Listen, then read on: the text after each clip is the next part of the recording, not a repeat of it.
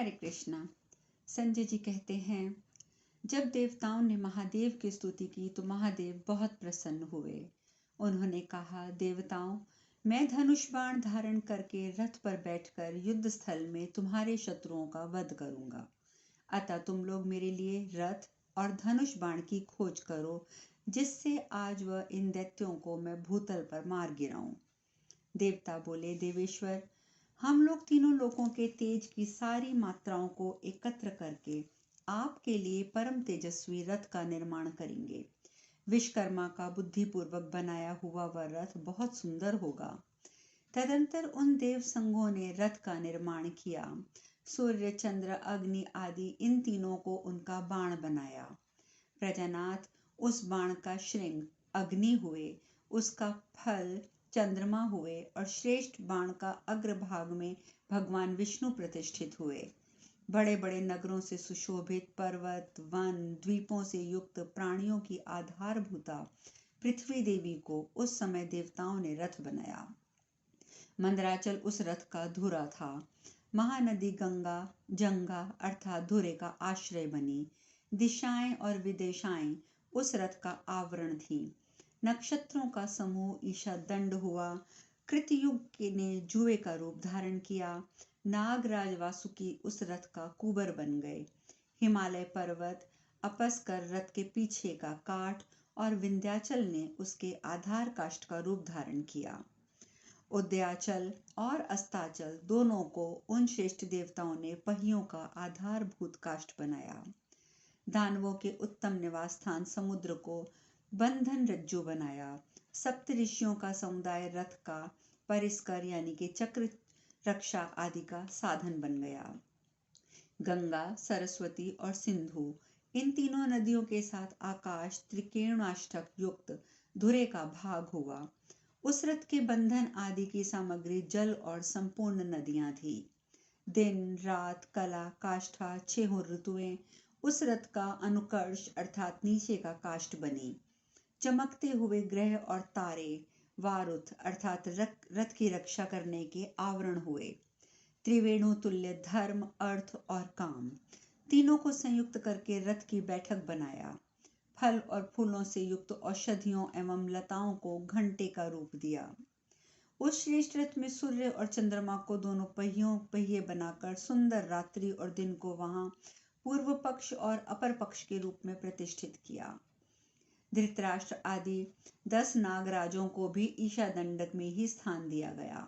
फुफकारते हुए सर्पों को उस रथ में जोता गया। द्युलोक को भी जुए में स्थान दिया गया। प्रलय काल में मेघों को युगचर्म बनाया गया। कालपृष्ठ, नहुष, करकोटक, धनंजय और दूसरे नाग घोड़ों के केसर बांधने की रस्सी बनाए गए। दिशाओं और विदिशाओं में रथ में जुते हुए घोड़ों की बागडोर का रूप धारण किया। संध्या, धृति, मेधा, स्थिति, सनंती सहित आकाश को, जो ग्रह और नक्षत्रों और तारों से विचित्र शोभा धारण करता है, चर्म बनाया गया। इंद्र, वरुण, यम और कुबेर इन 4 लोकपालों को देवताओं ने उस रथ के घोड़े बनाया। सिनी वाली अनुमति, कुहू और उत्तम व्रत का पालन करने वाली राका इनकी अधिष्ठात्री देवियों को घोड़ों के जोते का रूप दिया गया और इनके अधिकारी देवताओं को घोड़े की लगामों के कांटे बनाया गया। धर्म, सत्य, तप और अर्थ इनको वहां लगाम बनाया गया। रथ की आधार भूमि मन हुआ। सरस्वती देवी रथ के आगे बढ़ने का मार्ग थी। नाना रंगों की विचित्र पताकाएं पवन से प्रेरित होकर फहरा रही थी, जो बिजली और इंद्रधनुष से बंधे हुए देदीप्यमान रथ की शोभा बढ़ाती थी। षटकार घोड़ों का चाबुक हुआ और गायत्री उस रथ के ऊपरी भाग में बंधन रज्जु बनी। पूर्व काल में जो महात्मा महादेव जी के यज्ञ में निर्मित हुआ था, वह संवत्सर के लिए ही उनके लिए धनुष बना और सावित्री उस धनुष की महान टंकार करने वाली प्रत्यंचा बनी। महादेव जी के लिए एक दिव्य कवच तैयार किया गया, जो बहुमूल्य रत्न भूषित रजोगुण सहित अभेद्य और काल चक्र से परे था। कांतिमान कनकमय मेरु पर्वत रथ के ध्वज का दंड बना। बिजलियों से विभूषित बादल ही पताकाओं का काम दे रही थी, जो यजुर्वेदी सात्विकों के बीच में स्थित हुई अग्नियों के समान प्रकाशित हो रहे थे। मान्यवर, वह रथ क्या था? संपूर्ण जगत के तेज का एक पुंज मंत्र था। उसे निर्मित हुआ देखकर संपूर्ण देवता आश्चर्यचकित हो गए। फिर उन्होंने महादेव जी से निवेदन किया कि रथ तैयार है। पुरुषी महाराज, इस प्रकार देवताओं का द्वारा शत्रुओं का मर्दन करने वाले उस श्रेष्ठ रथ का निर्माण हो जाने पर भगवान शंकर ने उसके ऊपर अपने मुख्य अस्त्र शस्त्र रख दिए। ध्वज दंड को आकाशव्यापी बनाकर उसके ऊपर अपने वृषभ नंदी को स्थापित कर दिया। तत्पश्चात ब्रह्मदंड, कालदंड, रुद्रदंड तथा ज्वर ये उस रथ के पार्श्व रक्षक बनकर चारों ओर शस्त्र लेकर खड़े हो गए।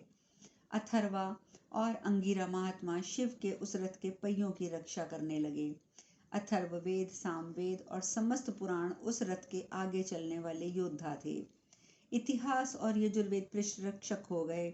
दिव्य वाणी और विद्याएं पार्श्ववर्ती बनकर खड़ी हो गईं। राजेंद्र, स्त्रोत, कवच आदि, वषटकार और ओंकार ये मुख्य भाग में स्थित होकर अत्यंत शोभा बढ़ाने लगे।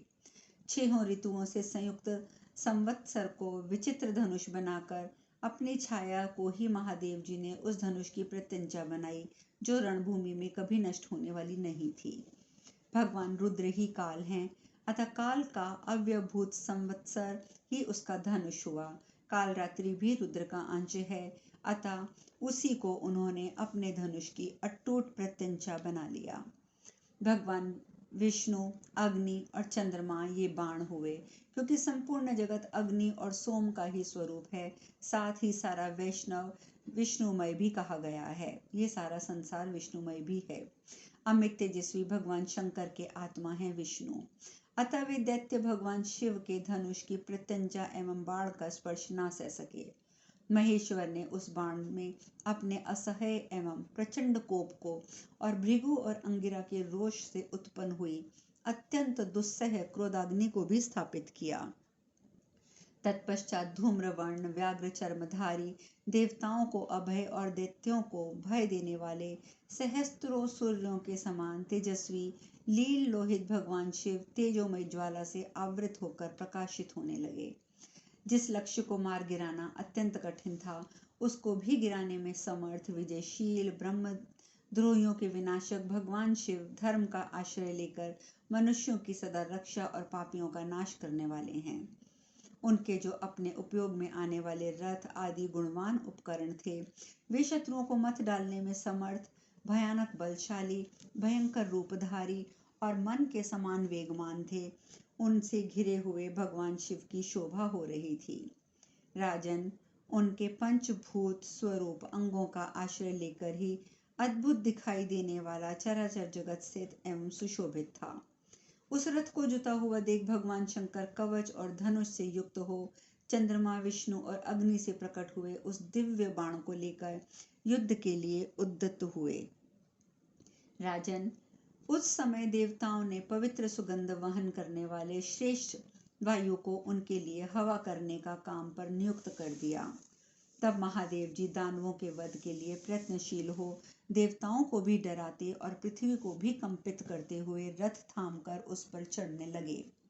देवेश्वर शिव रथ पर चढ़ना चाहते हैं, ये देखकर महर्षियों, गंधर्वों, देव समूहों, अप्सराओं के समुदायों ने उनकी स्तुति की।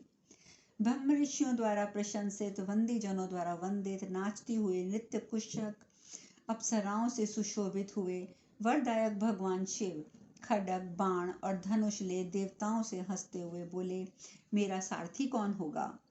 यह सुनकर देवताओं ने उनसे कहा, देवेश, आप जिसको इस कार्य में नियुक्त करेंगे वही आपका सारथी होगा, इसमें संशय नहीं है।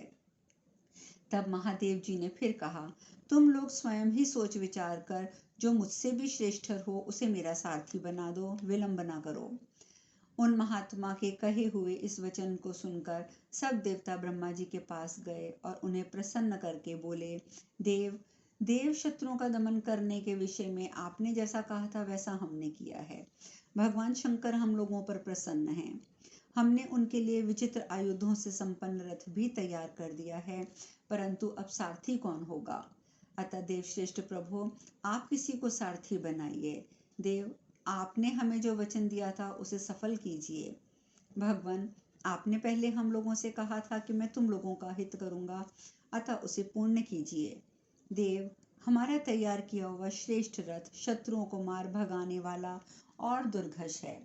पिनाक पाणी भगवान शंकर को उस पर योद्धा बनाकर बिठा दिया गया है और वे दानवों को भयभीत करते हुए युद्ध के लिए उद्यत हैं। इसी प्रकार चारों वेद उनके घोड़े बने हैं। देव, उस रथ के लिए ऐसे सारथी का अनुसंधान करना चाहिए जो इन सब से बढ़कर हो, क्योंकि रथ, घोड़े और योद्धा, इन सब की प्रतिष्ठा सारथी पर निर्भर करती है। पितामह, कवच, शस्त्र, धनुष की सफलता भी सारथी पर निर्भर करती है। हम लोग आपके सिवा किसी दूसरे को वहां सारथी होने के योग्य नहीं देखते हैं, क्योंकि आप सभी देवताओं से श्रेष्ठ और सर्वगुण संपन्न हैं। देव, आप ही इस जगत के इस भागते हुए उपनिषद सहित वेद रूपी अश्वों को नियंत्रण में कर सकते हैं, अतः आप स्वयं ही सारथी हो जाइए। बल, धैर्य, पराक्रम, विनय, इन सभी गुणों से जो रथी भी श्रेष्ठ हो, उसे इस युद्ध में के लिए सारथी बनना चाहिए, और दूसरा ऐसा कोई नहीं है जो भगवान शंकर के समान हो। पितामह, आप अक्षय सारथी कर्म कीजिए और हमें संकट से उबारिए। आप ही सबसे श्रेष्ठ हैं, आपसे बढ़कर दूसरा कोई नहीं। वक्ताओं में श्रेष्ठ देवेश्वर, आप सभी गुणों में श्रेष्ठ हैं, इसलिए देवद्रोहियों के वध और देवताओं की विजय के लिए तुरंत रथ पर आरूढ़ होकर इन उत्तम घोड़ों को काबू में रखिए। देव, आपके प्रसाद से देवताओं के लिए ये कंटक रूप दैत्य मारे जाएंगे। महाबाहो, आप दैत्यों के महान भय से हमारी रक्षा करें। व्यग्रता शून्य महान व्रतधारी प्रभु, आप ही हमारे आश्रय तथा संरक्षक हैं। आपकी कृपा से ही समस्त देवता स्वर्गलोक में पूजित होते हैं। इस प्रकार देवताओं ने तीनों लोकों के ईश्वर पितामह ब्रह्मा जी के आगे मस्तक टेक कर उन्हें सारथी बनने के लिए प्रसन्न किया। ये बात हमारे सुनने में आई। पितामह बोले, देवताओं, तुमने जो कुछ कहा है उसमें तनिक भी मिथ्या नहीं है। मैं युद्ध करते समय भगवान शंकर के घोड़ों को काबू में रखूंगा, मैं सारथी बनूंगा। तत्पश्चात भगवान ब्रह्मा हाथ में चाबुक लेकर उस रथ पर जा चढ़े। इस प्रकार देवताओं ने भगवान शंकर के सारथी के पद पर उन्हें प्रतिष्ठित कर दिया। अब उस लोक पूजित रथ पर ब्रह्मा जी चढ़ रहे थे। उस समय वायु के समान वेगशाली घोड़े धरती पर माथा टेक कर बैठ गए। अपने तेज से प्रकाशित होते हुए भगवान ब्रह्मा ने रथारूढ़ हो घोड़ों की बागडोर और चाबुक दोनों वस्तुएं अपने हाथ में ले ली। तत्पश्चात वायु के समान तीव्र गति वाले उन घोड़ों को उठाकर सुरश्रेष्ठ भगवान ब्रह्मा ने महादेव जी से कहा, आप रथ पर आरूढ़ होइए। तब विष्णु, चंद्रमा और अग्नि से उत्पन्न हुए उस बाण को हाथ में लेकर महादेव जी अपने धनुष के द्वारा शत्रुओं को कंपित करते हुए रथ पर चढ़ गए। रथ पर आरूढ़ हो देवेश्वर शिव की महर्षियों, गंधर्वों, देव समूहों, अप्सराओं, सभी समुदायों ने स्तुति की। खड्ग, धनुष, बाण लेकर शोभा पाते हुए वरदायक महादेव जी अपने तेज से तीनों लोकों को प्रकाशित करते हुए रथ पर स्थित हो गए। तब महादेव जी ने पुनः इंद्र आदि देवताओं से कहा, शायद ये दैत्यों को ना मारें, ऐसा समझकर तुम्हें किसी प्रकार का शोक नहीं करना चाहिए। तुम लोग असुरों को इस बाण से अब मरा हुआ ही समझो। यह सुनकर उन देवताओं ने कहा, प्रभु, आपका कथन सत्य है, अवश्य ही वे देवता मारे गए हैं। शक्तिशाली भगवान जो कुछ कह रहे हैं वह वचन मिथ्या नहीं हो सकता। ये सोचकर देवताओं को बहुत संतोष था। राजन, तदंतर जिसकी कहीं उपमा नहीं, उस विशाल रथ के द्वारा देवेश्वर महादेव जी समस्त देवताओं से घिरे हुए वहां से चले। उस समय उनके अनेक पार्षद भी महायशस्वी महादेव जी की पूजा कर रहे थे। अन्य कितने ही पार्षद, चाहे वो मांस भक्षी थे, पर उन्होंने भी महादेव जी की पूजा करनी आरंभ कर दी। महान भाग्यशाली, उत्तम गुण संपन्न तपस्वी ऋषियों, देवताओं और अन्य लोगों से भी सब प्रकार से महादेव जी की विजय के लिए शुभाशंसा की गई। अब शेष कथा कल। हरे कृष्णा।